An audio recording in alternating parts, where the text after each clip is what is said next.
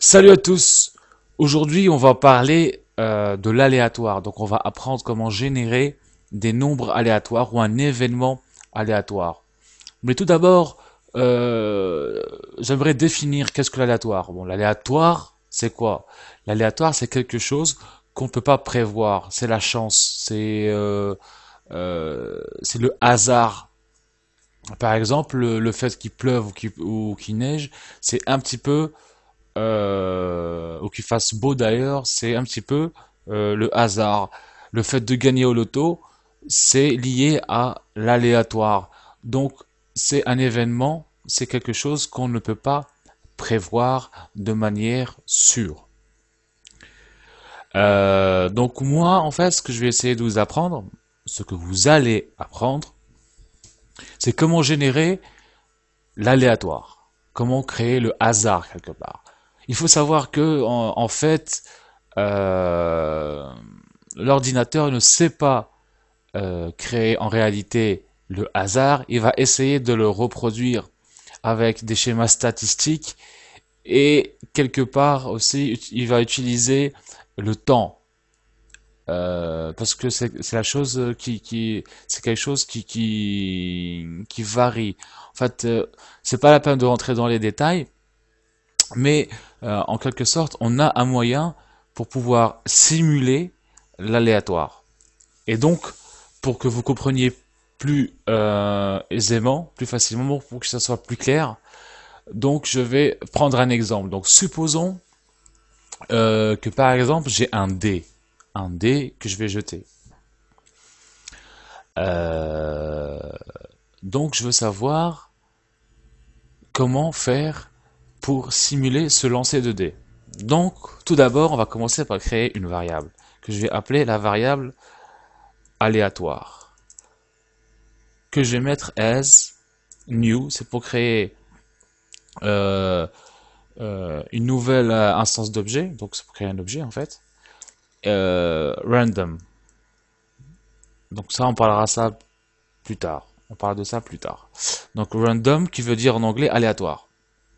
D'accord? Donc là, j'ai créé une variable aléatoire. Là, je vais créer une autre variable qui sera tout simple, que je vais appeler x tout simplement, qui sera un integer. Vous allez voir pourquoi. Pourquoi j'ai fait ça? Parce que je vais créer une boucle. Donc je vais faire for x. En fait, si vous voulez, je vais simuler 20 lancers de dés. Et je vais voir ce que ça donne. J'aurai quoi comme nombre? Donc là, je fais for x égale. Donc ça, vous vous rappelez, si vous comprenez pas, je vous invite à revenir sur les vidéos que j'ai fait. Euh, for x 1, 2, 20, voilà. Donc on va faire quoi? Donc là, on va jeter le dé. Donc, on va faire console.writeLine. Et là, on va afficher aléatoire. Mais là, on va apprendre une nouvelle chose. Comment je vais créer un aléatoire. Donc, je vais mettre next. Donc ça, c'est la syntaxe à apprendre. Donc, ça retourne, next en fait, ça retourne un aléatoire qui est non négatif. Comme vous pouvez constater ici, si vous ne savez pas tout, vous venez ici, il y a les informations. Voilà, next. Et là, ensuite, je ferme la parenthèse et je vais mettre les bornes. Parce que le dé, par exemple, a 6 faces. Donc, je ne veux pas d'un aléatoire qui dépasse les 6 faces, sinon ça rentre pas dans le cadre de ce que je veux. Donc, moi, je vais faire 1 et 6. Logiquement, on devrait mettre 6. Mais en fait, si vous voulez, ça n'inclut pas le 6 en fait. C'est pas dans la borne, c'est exclu. Et là, c'est écrit exclusive. Donc en fait, je vais faire 6 plus 1 qui sera 7, puisque je veux simuler 6 faces. Voilà. Voilà. Et là, ensuite, à la fin, je fais mon petit console.read. Et donc là, je lance mon programme et je vois ce qui se passe. Jetons les dés. Les dés sont jetés. Voilà. On voit une série de numéros, donc ils sont aléatoires. Donc il y a du 6, il y a du 1, il y a du 2, il y a du 3, il y a du 4, il y a du 5, voilà. Donc je relance pour voir si c'est la même série. Voilà. Tac. Donc 6, 2, nanana. Il commence par le 6, il aime bien le 6 apparemment. Donc je vais voir s'il commence toujours par le 6. Là, bon là il commence par 3, etc. Donc à chaque fois que j'appuie, il génère de nouveaux jets aléatoires en fait. Maintenant, pour s'amuser, supposons que je suis avec un ami russe qui me propose une roulette russe. Et je vais créer une roulette russe, je vais simuler une roulette russe. Donc là, en fait, ce que je vais faire, je vais laisser là la boucle, je vais créer une nouvelle variable que je vais appeler boom, as boom, c'est comme explosion, hein. Boom as integer. Alors integer, integer, voilà. Et donc là, je vais en fait, supposons que j'ai, comment on appelle ça? Là, je sais plus comment on l'appelle, les chambres, je sais plus comment on l'appelle, là où on met les balles dans le revolver. Je sais plus comment on appelle ça. Bref, vous aurez compris. Et donc, il n'y a qu'une seule balle. Et en fait, si la balle, par exemple, tombe dans dans l'espèce dans la chambre, là où on met la balle, numéro 4, par exemple, et ben le mec il meurt. Il tourne et puis si ça tombe avec, si ça coïncide avec le tir, et ben il meurt. Donc je vais essayer de faire ça. Donc pour ce, je vais mettre des if. Donc je fais. Donc tout d'abord je vais faire ça. Je vais créer comme ça. Je vais mettre boom, boom égale à aléatoire. Aléatoire point next, next. Et là, je mets mes bornes, donc 1 et 7. Voilà. Donc, je mets if boom égale 4 par exemple. Then. Voilà. Donc là, j'enlève ça. Donc si boom égale 4, je fais quoi? Ben, je vais console, console point writeLine. Boom. Vous aurez compris que le mec ne survivra pas. Il sera mort.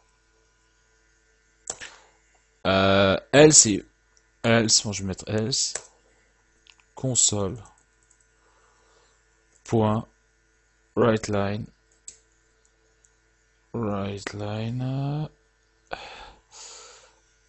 et je mets aléatoire.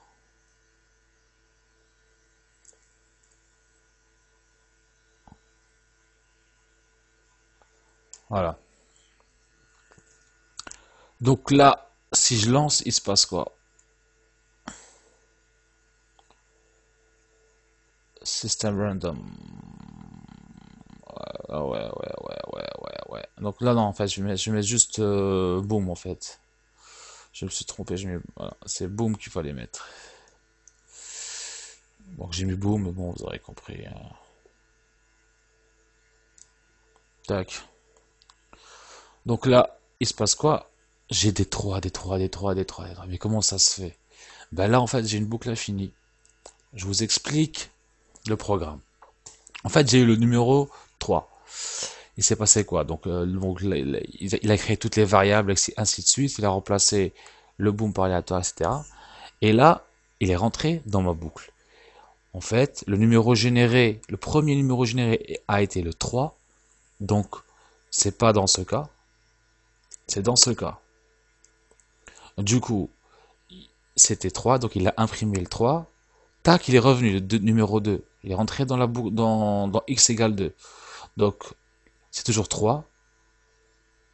Donc, il a fait pareil pendant 20 fois. Donc, à votre avis, comment on fait pour parer à ce problème?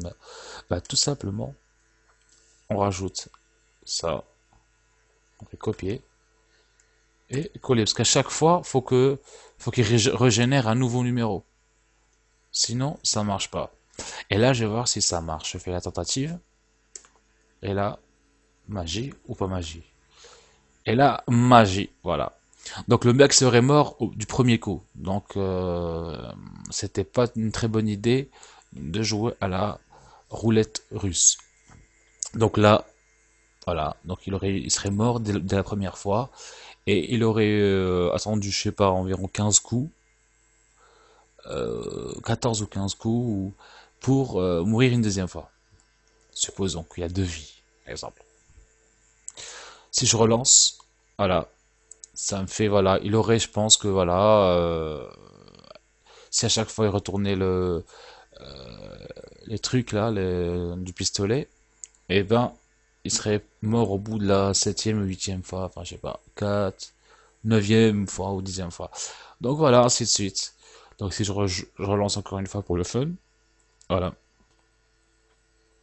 je relance.